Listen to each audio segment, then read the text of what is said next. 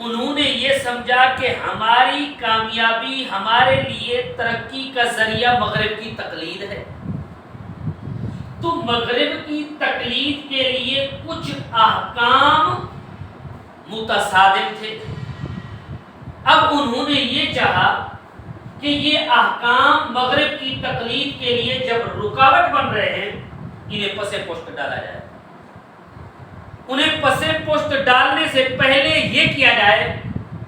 کہ حضرت صلی اللہ علیہ وسلم کی حدیث کا انکار کیا جائے، حجیت حدیث کا انکار کیا جائے۔ اب انکار کرنے کے لیے ان کے پاس اور کوئی حربہ نہیں تھا۔ جیسے شکاری شکار کرنے کے لیے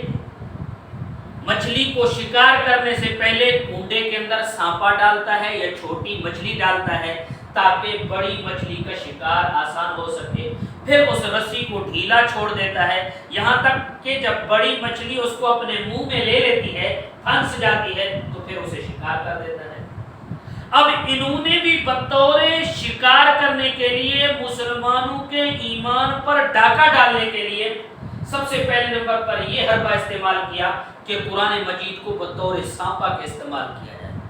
لوگوں کے سامنے بیان کرنا شروع کر دیا، جناب انسان کی کامیابی کا معیار اللہ کی کلام ہے، قرآن مجید ہی زندگی گزارنے کے لیے ایک کافی اور بہترین ذریعہ اور سبب ہے کامیابی کے لیے، لہذا حدیث کی طرف جانے کی کوئی ضرورت نہیں ہے۔ اب سادہ مسلمانوں کو اپنے ارد گرد جمع کر کے قرآن مجید ان کے سامنے پیش کرنا شروع کر دیا کہ بھئی دیکھو قرآن مجید کے اندر آیا ہے وَلَقَدْ يَسَّرْنَا الْقُرْآنَ لِلذِّكْرِ فَهَلْ مِن مُدَّكِرٍ۔ اللہ کریم فرما رہے ہیں کہ ہم نے قرآن مجید کو آسان بنایا ہے پڑھنے کے لیے، ذکر کے لیے، قرآن مجید کو نصیحت کے لیے۔ اللہ کریم فرما رہے ہیں کہ ہم نے آسان بنا دیا۔ جب زندگی گزارنے کے لیے قرآن مجید آسان، احکامات پر زندگی بسر کرنے کے لیے قرآن مجید آسان، تو پھر لہذا دوسری چیز کی طرف ضرورت ہی نہیں ہے، احادیث کی کوئی ضرورت نہیں ہے۔ زندگی گزارنے کا بہترین طریقہ اور معیار اور سبق جو ہمیں حاصل ہوتا ہے وہ قرآن مجید سے حاصل ہوتا ہے، لہذا حدیث کی کوئی ضرورت نہیں ہے۔ تو دیکھ لیں قرآن مجید کے اندر دو قسم کے مضامین ہیں، کچھ تو عقائد پر مبنی ہیں، عقیدہ آخرت، عقیدہ توحید، عقیدہ رسالت، یہ تو آسان ہے۔ لیکن جہاں قرآن مجید کے اندر احکام بتائے گئے ہیں، اصول بتائے گئے ہیں، اس اعتبار سے قرآن مجید مشکل ہے، تو لہذا وہ اصول سمجھنے کے لیے، ان کی تشریح میں جانے کے لیے ہم حدیث کے محتاج ہیں۔ بغیر حدیث کے قرآن مجید سمجھ بھی نہیں آتا۔ قرآن مجید کے اندر ایک اصول بتایا کہ بھئی نماز کو قائم کرو، زکوٰۃ کو ادا کرو، حج بیت اللہ کرو، یہ اصول بتائے گئے، لیکن طریقہ کار قرآن مجید کے اندر تو موجود نہیں ہے کہ فجر کی نماز کس انداز میں پڑھنی چاہیے، ظہر کی نماز کا طریقہ کار کیا ہے، عصر کی نماز کا طریقہ کار کیا ہے، کن چیزوں سے نماز ٹوٹ جاتی ہے، کن چیزوں سے نماز نہیں ٹوٹتی، کہاں رخ کرنا ہے، کسی اور جانب رخ چلا جائے تو کیا ہونا چاہیے، کپڑوں کا پاک ہونا ضروری ہے یا نہیں ہے ضروری، مکان کا پاک ہونا ضروری ہے یا نہیں ہے ضروری، یہ تو قرآن مجید کے اندر ہمیں کہیں بھی نہیں ملتا۔ بھئی زکوٰۃ ادا کرو، کتنے مال پر زکوٰۃ ہے، کتنا سونا ہونا چاہیے، کتنی چاندی ہونی چاہیے، مویشیوں کے اندر کتنے جانور ہونے چاہیے، یہ تو قرآن مجید نے ہمیں نہیں بتایا۔ حج کا حکم فرمایا، طریقہ حج تو قرآن مجید کے اندر موجود نہیں ہے، لہذا اصول قرآن مجید کے سمجھنے کے لیے ہم حدیث رسول کے محتاج ہیں۔ تو اس لیے قرآن مجید کے بعد اگر زندگی کی کامیابی کا جو ذریعہ ہے اور دین متین کا جو ماخذ ہے وہ پیغمبر اسلام کی حدیث ہے۔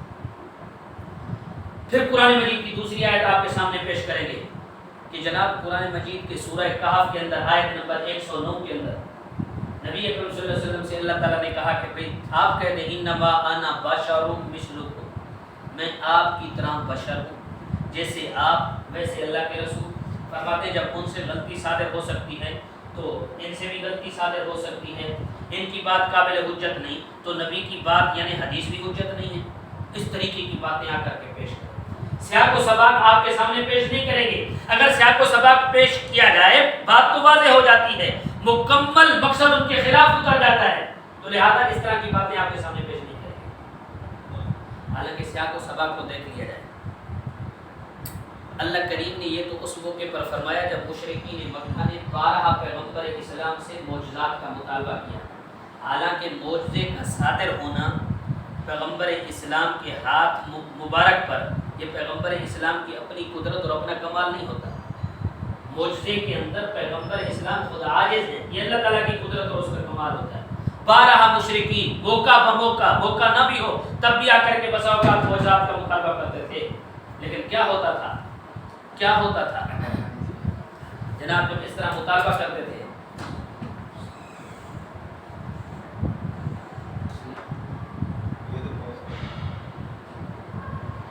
تاخیر سے یہ دیکھنا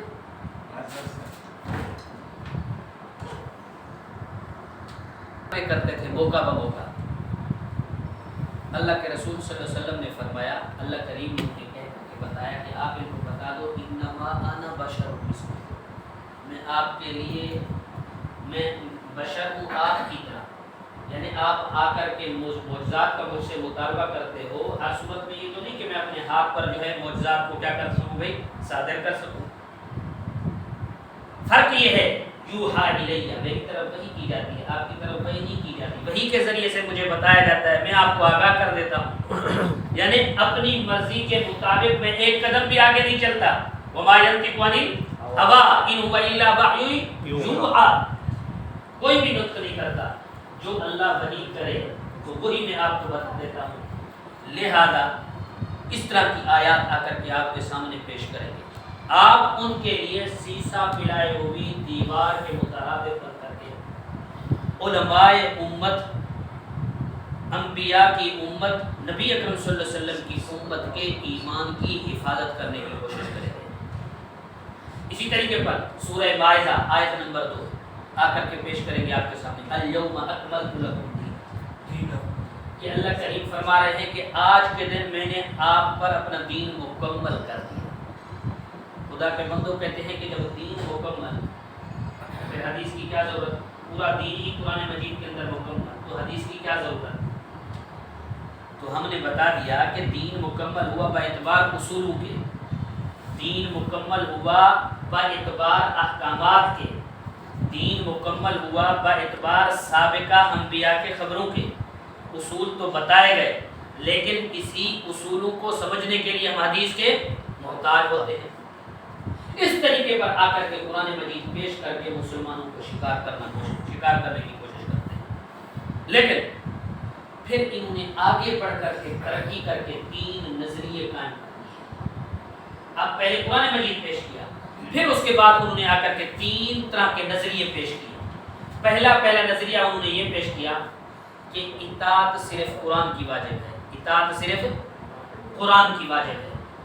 وحی غیر مطلوب کوئی چیز نہیں ہے، قرآن کو سمجھنے کے لیے حدیث کی کوئی حاجت نہیں۔ پہلا نظریہ انہوں نے یہ پیش کیا، کیا کہا؟ اطاعت صرف قرآن مجید کی واجب، وحی غیر مطلوب کی کوئی حیثیت نہیں ہے، قرآن مجید سمجھنے کے لیے حدیث کی کوئی حاجت نہیں ہے۔ یہ انہوں نے جب نظریہ پیش کیا، قرآن مجید نے موقع بموقع انہیں چیلنج کر کے بتا دیا اور جوابات بھی دیے۔ ان میں سے چند ایک جواب آپ کی خدمت میں گوش گزار کر رہا ہوں۔ قرآن مجید کے اندر پہلے نمبر پر آیت سورہ بقرہ آیت نمبر 142، وَمَا جَعَلْنَا الْقِبْلَةَ الَّتِي كُنْتَ عَلَيْهَا إِلَّا لِنَعْلَمَ مَن يَتَّبِعُ الرَّسُولَ۔ اللہ کریم فرما رہے ہیں کہ جو ہم نے آپ کے لیے قبلہ بنایا جس پر آپ پہلے تھے، قرآن مجید کے اندر تو اس چیز کی وضاحت نہیں، آپ پہلے کس قبلہ پر تھے، یہ تو حدیث ہمیں بتا رہی ہے، وحی غیر مطلوب بتا رہی ہے۔ اس آیت کو سمجھنے کے لیے ہم وحی غیر مطلوب کے محتاج ٹھہرے یا نہیں ٹھہرے؟ یہ تو ہمیں وحی بتا رہی ہے کہ آپ پہلے کس قبلہ پر تھے، بعد میں کس قبلے کی طرف رخ ہوا، یہ تو وحی غیر مطلوب سے ثابت ہوا ہے۔ معلوم ہوتا ہے قرآن مجید کو سمجھنے کے لیے وحی غیر مطلوب کے ہم محتاج ٹھہرے، فقط اطاعت صرف اور صرف قرآن مجید کی واجب نہیں ہے، بلکہ حدیث رسول کی بھی اطاعت واجب ہے۔ دوسری آیت دیکھ لیں بھائی، سورہ تحریم آیت نمبر 3، وَإِذْ أَسَرَّ النَّبِيُّ إِلَىٰ بَعْضِ أَزْوَاجِهِ حَدِيثًا، کہ نبی اکرم صلی اللہ علیہ وسلم نے اپنی ازواج میں سے بعض کے ساتھ سرگوشی کی۔ وہ سرگوشی کیا کی؟ قرآن مجید کے اندر اس طرح کا کوئی حکم، کوئی علم قرآن مجید کے ذریعے سے نہیں ہوتا، وحی غیر مطلوب کی ضرورت پڑتی ہے۔ نبی اکرم صلی اللہ علیہ وسلم نماز عصر کے بعد ازواج مطہرات کے پاس چکر لگایا کرتے تھے۔ ایک مرتبہ چلتے چلتے حضرت زینب بنت جحش کے پاس جا کر کے بیٹھے، وہیں اس نے شہد کی شربت پیش کی۔ آپ علیہ الصلوۃ والسلام واپس آئے تو حضرت حفصہ اور حضرت عائشہ نے آپس میں بیٹھ کر کے یہ بات بنا لی کہ اللہ کے رسول آئیں گے تو ہم اس طرح کی بات کہیں گی کہ اللہ کے رسول آپ کے منہ مبارک سے مغافیر کی بو آ رہی ہے، آپ علیہ الصلوۃ والسلام آئندہ ان کے پاس نہیں جائیں گے۔ ایک کے پاس آئے، دوسری کے پاس آئے، دونوں نے مل کر کے جب ایک بات کر لی، اللہ کے رسول صلی اللہ علیہ وسلم نے فرمایا دو نے مل کر کے اس طریقے کی بات کیسے بنا لی؟ ہو سکتا ہے کہ اس طرح ہو، واقعی اس نے مجھے مغافیر پلا لیا ہو۔ تو آپ علیہ الصلوۃ والسلام نے آئندہ شہد سے قسم کھا لی کہ میں آئندہ شہد کو استعمال۔ اللہ کریم نے حکم فرمایا یا ایھا النبی لم تحرم ما احل اللہ لک، کہ اللہ کے نبی آپ ان چیزوں کو کیوں حرام کرتے ہو جن کو اللہ تعالیٰ نے آپ کے لیے حلال کر دیا ہے؟ تو یہ بات کیسے سمجھ میں آئے گی؟ وہی غیر مطلوب کے ہم محتاج ہیں، وہی غیر مطلوب کے ہم محتاج ہیں۔ دوسرا بھی مفسرین نے یہ بھی لکھا ہے کہ آپ علیہ الصلوۃ والسلام ایک مرتبہ جا کر کے حضرت ماریہ قبطیہ کے پاس جا کر کے بیٹھے، حالانکہ وہ باری تھی حضرت حفصہ کی۔ حضرت حفصہ حضرت عمر کے گھر گئی ہوئی تھی، واپس آئی تو دیکھا اللہ کے رسول تو ان کے پاس گئے ہوئے ہیں۔ آپ علیہ الصلوۃ والسلام نے تسلی دینے کے لیے سرگوشی کر لی، فرمایا آئندہ میں ماریہ قبطیہ کے پاس نہیں جاؤں گا، آپ تو ایسی ہو۔ تو اس طرح کی سرگوشی یہ ہمیں کیسے سمجھ میں آئے گی؟ وہی غیر مطلوب کے ذریعے سے۔ تو معلوم ہوتا ہے قرآن مجید کے سمجھنے کے لیے ہم وہی غیر مطلوب کے محتاج ہیں۔ اسی طریقے پر سورہ آل عمران آیت نمبر 122 وَلَقَدْ نَصَرَكُمُ اللَّهُ بِبَدْرٍ وَأَنْتُمْ أَذِلَّةٌ،